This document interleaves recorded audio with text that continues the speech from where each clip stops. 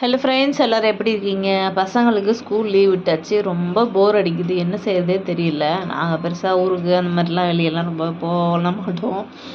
நல்லா சமைக்கிறது, சாப்பிட்றது, தூங்குறது இப்படி தான் ஓடிட்டுருக்கு. ஒரு 10 நாள் லீவ் முடிஞ்சிச்சு. அதில் வீட்டில் இருக்கிற பொருளை வச்சு என்னென்ன விளையாட முடியுமோ எல்லாமே விளையாடி முடிச்சுட்டாங்க. அவங்களுக்கு ரொம்ப போர் அடிக்க ஆரம்பிச்சிருச்சு.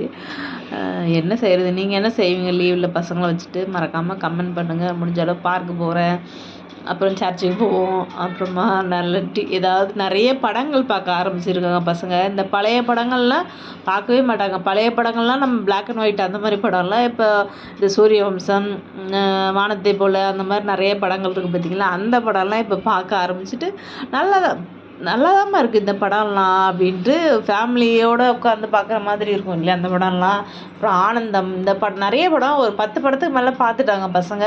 நல்லா இருக்குது ரொம்பவே படம்.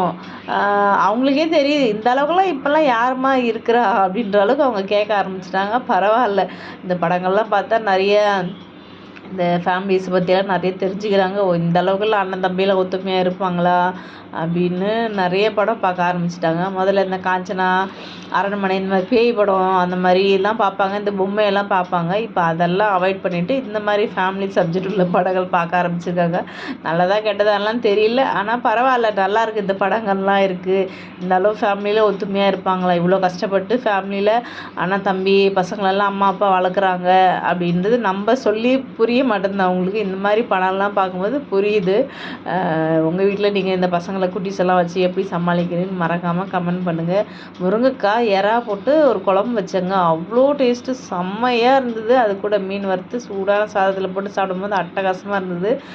எறா வாங்கினா எப்போ ஒரே மாதிரி செய்யணும், இப்படி வித்தியாசமாக செஞ்சு பாருங்கள். Okay, bye friends. Hello friends, welcome to our channel. இன்னும் நம்ம சேனல் பார்த்தீங்கன்னா சேலஞ்ச் தான் பார்க்க போகிறோம். ஸோ நாங்கள் பார்த்தீங்கன்னா இந்த மாதிரி கப்ஸ் அரேஞ்ச் பண்ணி வச்சுருக்கோம். பீச்சிலலாம் பார்த்தீங்கன்னா இந்த கிளாஸஸ் இருக்குல்ல, அதை அரேஞ்ச் பண்ணி வச்சுருக்காங்க. இப்போதைக்கு எங்கள்கிட்ட கிளாஸில் அந்த கப்ஸ் அரேஞ்ச் பண்ணி வச்சுருக்கோம். ஸோ இந்த மாதிரி ஒரு பால் வச்சு நாங்கள் அடிக்க போகிறோம். ஸோ யார் இந்த மாதிரி ஒரு கடைக்கு மாதிரி விளையாட போகிறோம். ஸோ ப்ரைஸ் வின் பண்ணுறவங்களுக்கு இந்த மாதிரி ஒரு உண்டியல், ஒரு காசு எடுத்து வருவா. ஸோ போ அண்ட் ஆரோ அண்ட் போ இருக்குல்ல, அது கூட வச்சு விளாட்லாம். நாங்கள் வந்து பால் வச்சு விளாட போகிறோம். வாங்க வீடியோக்குள்ளே போகலாம். அண்ணா, இந்த கடை கேம் எவ்வளோனா 150. நாங்கள் இங்கே நின்னா அடிக்கணும் அந்த பால்.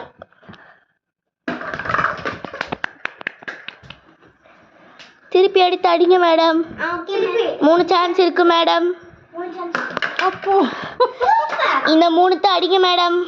அடிக்கணும். நீங்க வின் பண்ணீங்கன்னா உங்களுக்கு வீடியோ கிடைக்கும். ஏ சூப்பர். நான் உங்களுக்கான gift. Thank you.